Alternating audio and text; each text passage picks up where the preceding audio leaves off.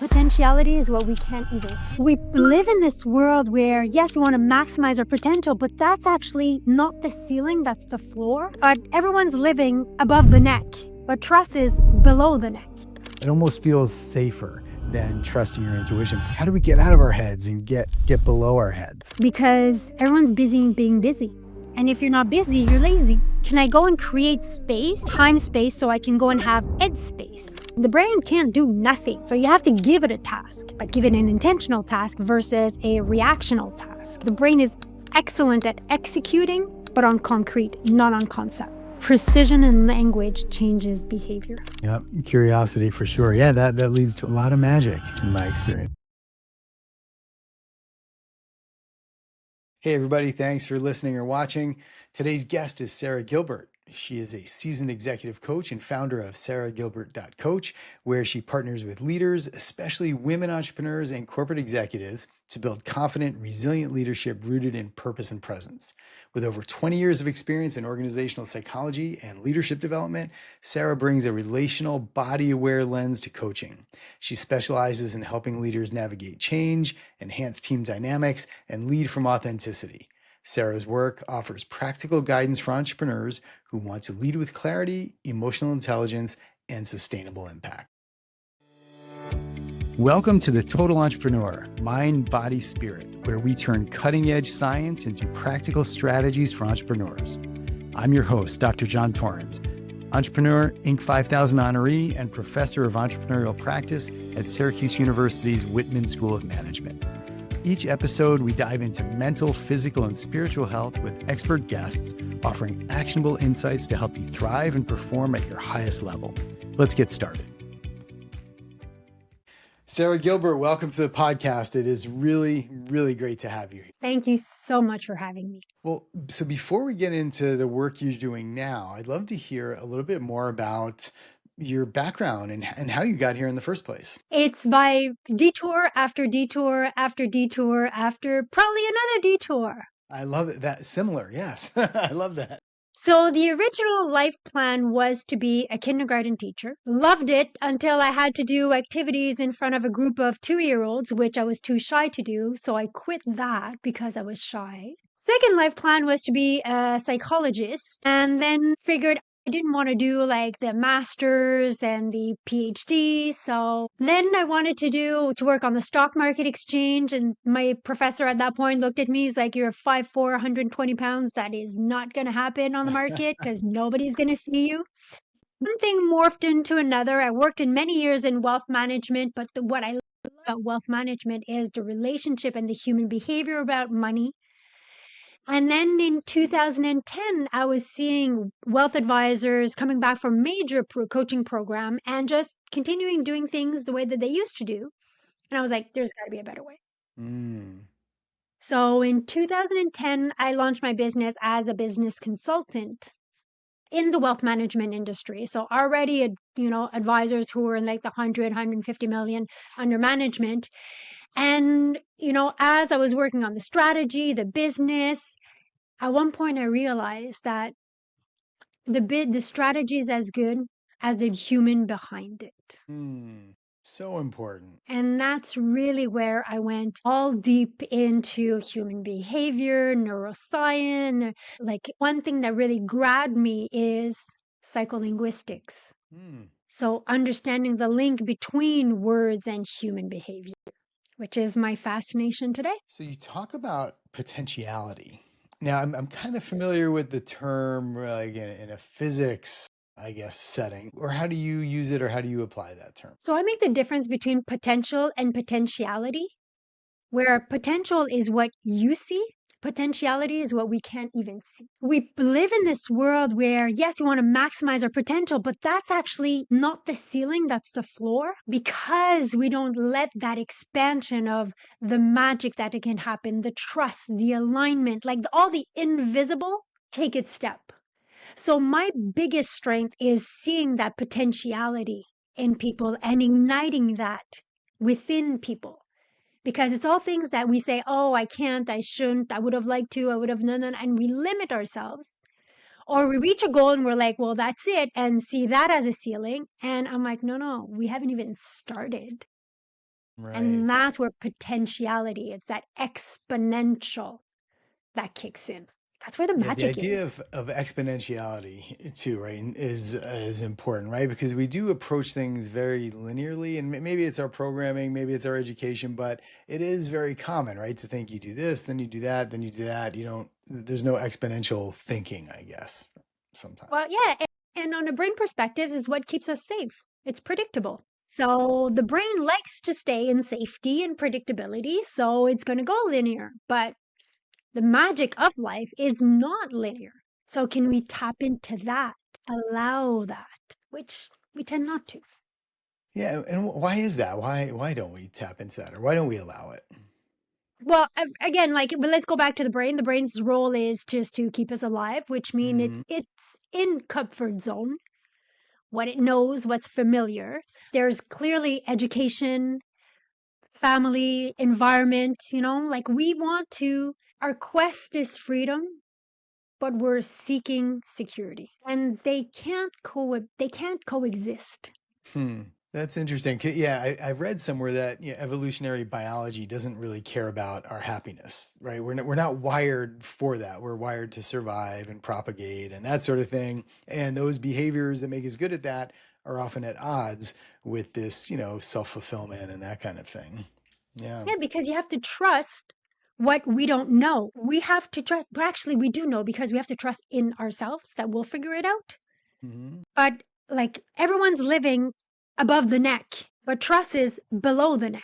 Mm. So we all live here and we think that our body, its useful purpose is just to carry our head around, but all the magic and all the knowing and the intuition and the gut feeling, it's below the neck. So can we trust that a little bit more? So getting out of your head is not an especially easy thing, especially just because of the way we're educated and the way business runs and that sort of thing, right? I mean, we've got KPIs, we've got metrics, we've got tangible things, and it seems like once you get out of your head and more maybe into your heart, it becomes maybe more esoteric or less acceptable or less defensible. Maybe is that your experience? Absolutely, because like the most important conversation that we have is with ourselves. Like Harvard demonstrated that 95% of our decisions are based on emotions, but 5% are based on logic. That's how we anchor a decision. So is what's the story I'm going to tell myself about this decision that I'm going to make? About this move that I'm going to make or not going to make. So we get into that 5% is as important as the 95. So can we tap into the rational is, or the logic is, I'll figure it out along the way. But it is also valued as a society in an era where it's about logic and intellect and measurable and predictable. And defensible too, right? Because if you make a decision, especially in a business or a startup scenario, people need to know that you've made that with some sort of evidence or something, right? You can't just say, "Well, I've got a gut feeling," and I know there's plenty of room to back that up, but I feel like we've gotten away from trusting ourselves and our intuition. I find that you have to have success under your belt to be able to say that I'm trusting my intuition, because Steve Yeah. Jobs only trusted his intuition. There was no logic between creating the fonts for the Mac. There was no logic with like the iPhone and so many things that he invented.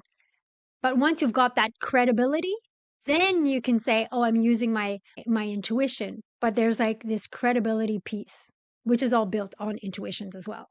That's Yeah, and I, how and I guess that that's hard for the people I work with, right? They're usually undergraduates or graduate students in an MBA program, so they're learning a lot. They're acquiring a lot of knowledge, but because they don't have 30 years of life experience with anything, it's hard to maybe apply that intuition or something. So what do you think, or do you have any advice for people who are just kind of starting their careers who know they want, something more, they want to get out of their heads, or one of the things I know you talk about or ask people is that you want your business is already doing well, but you want it to be doing exceptionally well, right? So how do you address that if you're relatively young and don't have a lot of experience, but you maybe have a lot of knowledge? the way that I like to put it is follow your gut, follow the intuition, but verbalize it with logic. Ah, okay. And that's kind of what Steve Jobs, and I go back to Steve Jobs because I find he's such a great example on that, where he came up with the font. There was no logic. Hmm. It was all about his intuition, but he phrased it to himself and especially to others in a logical way. This is the future. This is where we're going to go. Let's go and start new trends. Let's go and, disrupt the marketplace. Let's make a dent in the universe. So he's following an intuition, but he's verbalizing it with logic, which is more mainstream acceptable. Mm-hmm. But if he would have said, oh, let's do a font, I have a feeling that this is going to be good, people wouldn't have followed as much. Yeah. But he said, let's make a dent in the universe. Completely different message, right? And I think there's an element of fear too, right? I think if we have logic, right, we can say, all right, this is the best decision we can come up with or the best course of action based on the logic. It almost feels safer than trusting your intuition because, like you said, it's that the trust is below the head. So I'm interested in hearing more from you about that. How do we get out of our heads and get below our heads? Well, first is, to be able to have headspace, we need time space, which is from my experience, is one of the biggest challenge because everyone's busy being busy. And if you're Right. not busy, you're lazy. So that is the first thing is can I go and create space, time space so I can go and have headspace? Because when I have space, we can access all the magic. But when I'm here in my head at 300 miles an hour in fears and excuses, and I don't have access to that. Mm-hmm. So that's why we get our best ideas when we're in the shower, when we're on a hike, when we're on a vacation, because we have space. So can I allow myself to have space? Create that space and not having the jitter of, oh, I should be doing this and I should be doing that. And it's like, no, you know what? Saturday morning, I'll just go for a walk Mm-hmm. and reconnect. How does it feel to breathe? How does it feel to smell? How does it feel to have the wind in my face, the sun, like the sun on my face, like tactile? Mm-hmm. So it's not just fluffy. You want to have intentionality. Because once we touch that, you touch something special and you actually sit with it for 20 seconds. Because an emotion, if you sit with an emotion for 20 seconds, it comes in the body, not in the head. It comes and lodge itself in the body. Mm-hmm. You're going to want more of that inner peace where you tap into something. And then Mm-hmm. it's like a muscle. How can I repeat that? How can I repeat that? How can I repeat that? And the more I repeat that, the more ideas comes, the more intuition comes, the more, oh, I just had this thing. It's in that space. Mm-hmm. So it's the biggest challenge people have at the beginning because we're busy being busy, but it's Yeah. the most important one. And even if because I could imagine people saying, okay, I'm gonna have some time space for myself. I'm gonna block everything out of my calendar. I'm not gonna have any appointments. So they have technically space, but they're still in their heads thinking about all the stuff they got to do after this space is over or the things they're not doing because they're not doing, so it almost seems to me that it's more than just blocking out time. It's an awareness, it's a mindfulness, it's doing something productive with the time that you're not busy being busy. And it's an intention, right? I'm not just sitting there. And this is where people get like meditation or mindfulness wrong. It's not having nothing in your head. It's deciding what you're going to have in your head. So if I decide that I want to feel the feeling of the wind in my hair, I'm focusing on something. The brain can't do nothing. So you have to give it a task, but give it an intentional task versus a reactional task. And sometimes it's like, okay, well, I'm having this issue, this situation, this problem, I'm looking for a solution. Well, when I go for a walk, I'm like, all right, you know what? Let's go and find an answer to that. And then you just send that out in your brain and it's going to pick it up. And you just focus on being present, which we're not. We're really, really not present. We're everywhere else except now. So, like, can I feel that? Can I put that intentionality? And then can I just decide, oh, there's one solution, one idea that I'm looking. Is there another way that I can think about it? Like, questions are such a powerful thing to guide our attention and our intention. We tend to ask lousy questions like, why is this not working? But if I start also going for a walk with an excellent question, then I'll tap into creativity, innovation, and everything that goes with it. There is plenty of research that shows you tap into your innovation and creativity when you are more in your heart and in your body than in your head, right? Yeah. So, what do you do? Like, do you have go-to practices, or how do you keep yourself grounded in the space where you can be creative and innovative? Well, it evolved over time, and it evolves even if depends even of different times. So if I'm very busy, sitting down and meditating is not a good way for me because then I'll have different ideas of this is what's going on and my head's busy. So Hmm. then I'll journal. Oh, okay.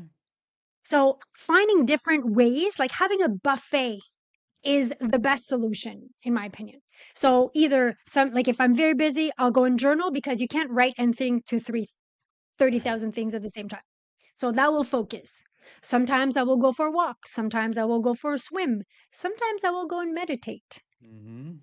But I will also ask myself, what do I need now? What would bring me back into presence now? And then I'll get my answer. But the thing is, often we think, oh, I have to meditate 35 minutes every day, sitting on a cushion, going like this. Hmm.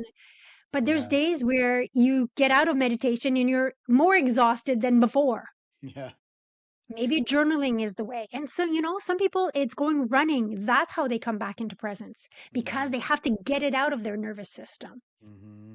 So the best is going to the discovery of what I call like our own owner's manual. Like we say when we have kids, the kids don't come with an owner's manual, but I believe that we actually do, and that's the purpose of the Hmm. journey is to find your own owner's manual. So if it's somebody is like what makes you come back into the present, get out of your head is go for a run, go for a run. Yeah. Then you can journal, then you can meditate, then you can. But that is how you will tap in. Somebody else or another day, you will go and you meditate.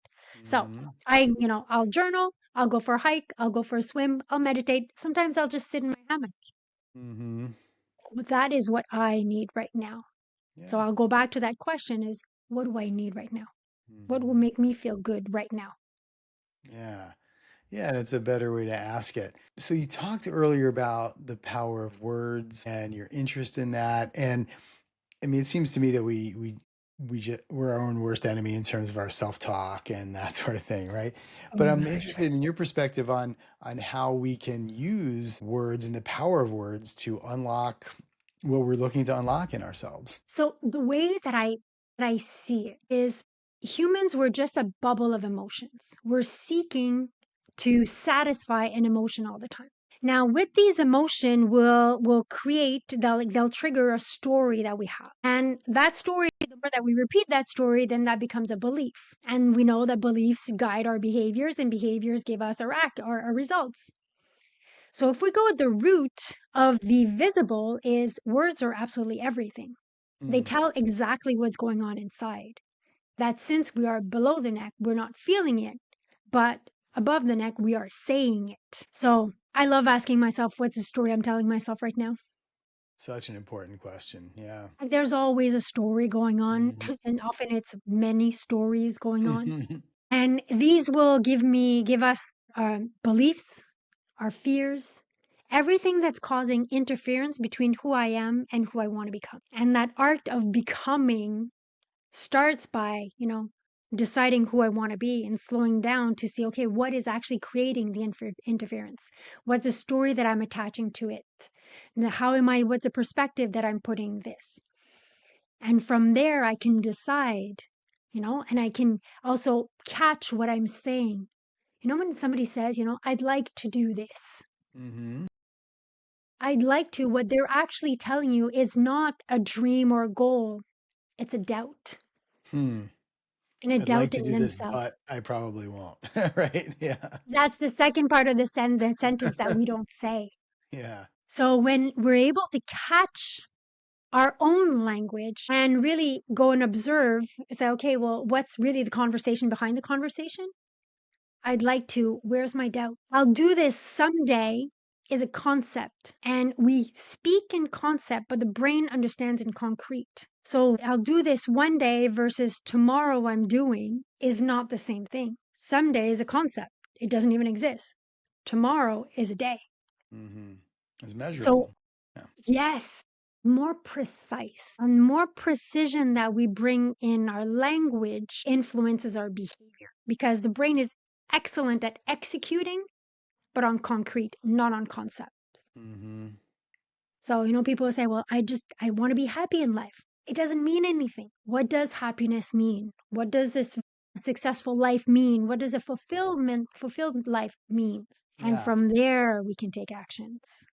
So going back to that example, right? I want to be happy because you know 7+ billion people on the planet. If you polled every one of them, that would probably be one of the top things that they want. I mean, who doesn't want that? I want to be happy. So by saying I want to be happy, there's that, I guess, presupposition that you're not right now because you want to be, right?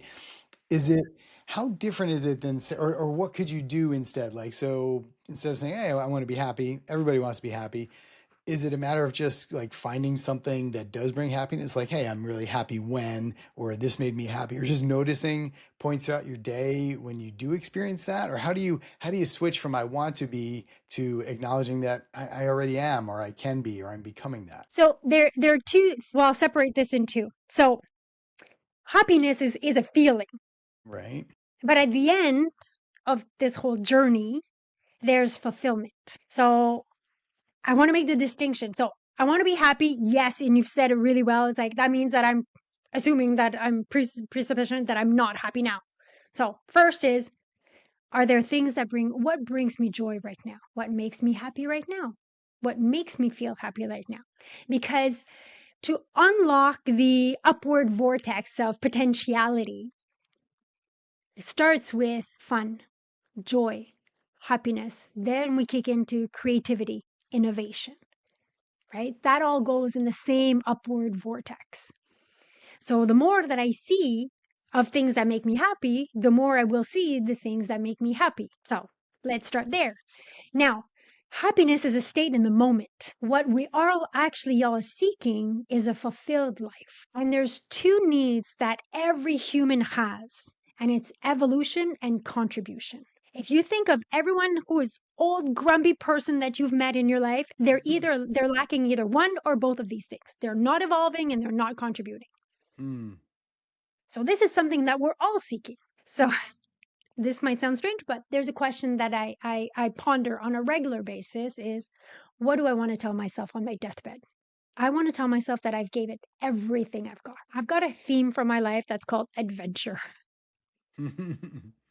So every decisions that I do every day are either bringing me towards that Hmm. or not towards that. So we need to have a measuring stick, and that is not on a bank account, on numbers of cars or whatever, is because at the end, like on our last breath, it's us. And I've read a study once that says all of our belonging will fit into a plastic grocery bag, and it's me with me. Hmm. So what do I want to tell myself? Clearly not that I'm so happy that I've answered every single email within 24 hours. That's not it. Yeah. So we're measuring in the moment on things that actually won't matter when it actually matters. Hmm. So there are many decisions in my life that I'll take them simply because I will ask myself, what do I want to tell myself on my deathbed? That I gave it everything I've got. I am scared as, but I will do it because of that. Hmm. So And I you're know it will give a good story at one point. Of course. Your theme for adventure, I like that. So every year I choose a different word for myself. And I think 2 years ago it was adventure. And I remember that year because I had opportunities to do things where I felt inclined to say, no, it's too much of a hassle. I got to travel. I got to do this. I got other things. But I kept remembering my word for the year was adventure. And I'm like, you know what? I'm just going to do it. Why not? And it was so much fun. I'm glad I did. So I guess I'm just interested in connecting with you on that. And do you find that because adventure is a theme for you, that you're doing things that you might not otherwise do? Or how does that shape your reality based on this? Absolutely. Yeah. So I have a word of the year and I have a theme for my life. And somehow the word of the year and I get all my clients to do the same thing and they accumulate and they're all going through the team towards the theme of my life. Like they all go in that direction. Just life makes it that way. But yes, these become anchors. And that's one thing that on a mindset perspective, we need to create. is those anchor points.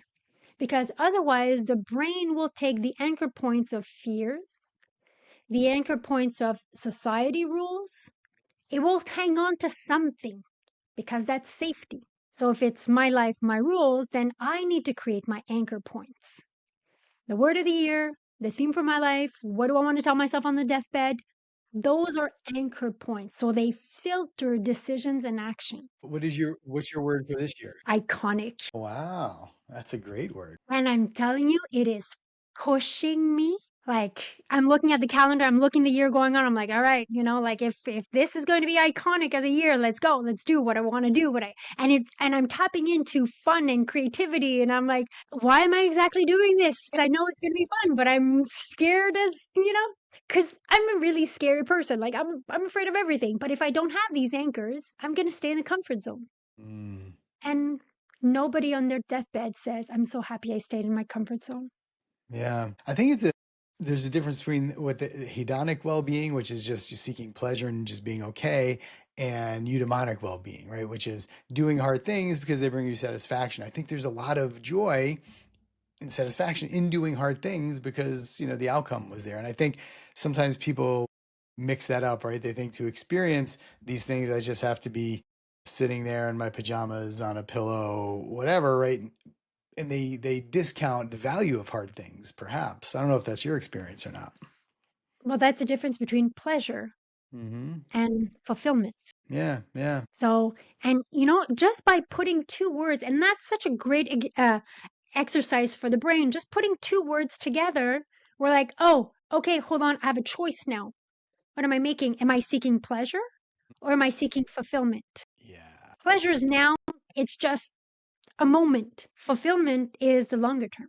So questions are such a like yes, the words that we use, the verbs that we use, how we structure our sentences, but questions. When you ask the brain a question, it can't do anything else but finding an answer to that question. So what do I want out of my life?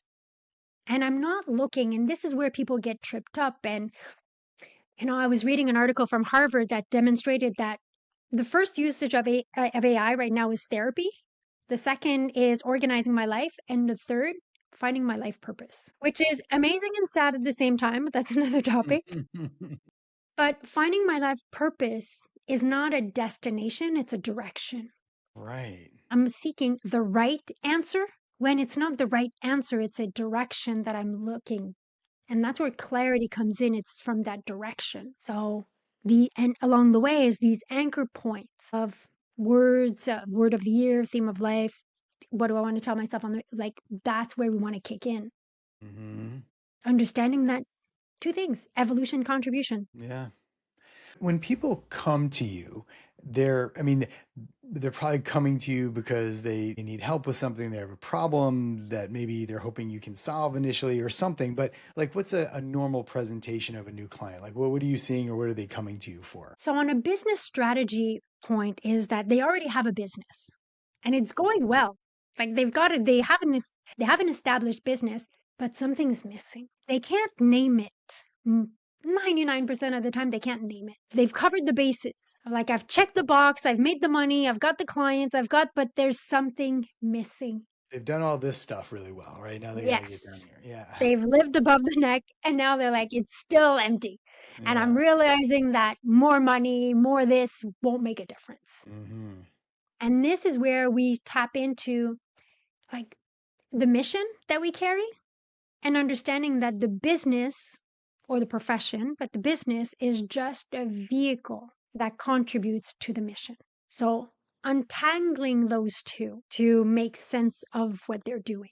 And it's such a bigger mission than the doing, what we're doing. So if I have a wealth manager, for example, or an owner of a firm, okay, yes, but we help our clients seek peace of mind. I'm like, yeah, but that's the vehicle. What's the real mission? I want to be free and I want people to be free. Mm-hmm. I'm like, there we go. And then we tap into that, align with that, and see also where their interference is. Because when you live in a world that's in the head, going up to people and say, well, I want to help people being free, it takes courage to be able to say that. Mm-hmm. You have to tap into courage. We're seeking confidence but confidence is an output, courage is an input. So, Yeah. So what in your experience, is there like negative self-talk or, emotional patterns that hold people back, like common ones that we could like start to identify and maybe overcome? well, the I have to, I should, those are huge alarms. Yeah, You so know, the I feeling of must, obligation or something that isn't coming from a desire or drive is like, I've got to do this, I should do this, I need to do it. Again, the presupposition is I don't want to do it, but I got to do it. Right? I gotta do it, and it's external noise versus internal voice. Mm, That's where the dissonance is. So every time that there's like, I have to, I should, it's like, okay, hold on, where's the dissonance? Like, is it a belief or is it a truth? We confuse those two. It's like, is it a belief or is it the truth? And it's funny because when I ask questions like that, people are like, you see them going back inside and they're like, is it a belief or is it a truth? Is it a belief or is it a right. truth? Or what's the difference? Doing, yeah, it's like, where is it located? And so these are alarms that we want to start looking, like listening to ourselves. The I'd like to, we spoke a little bit before. That means that there's a doubt. I wish I would have. Regret. Yeah. And regret, you can either sit and mope with a regret, or you could use it as a cracker jack under your bum and move.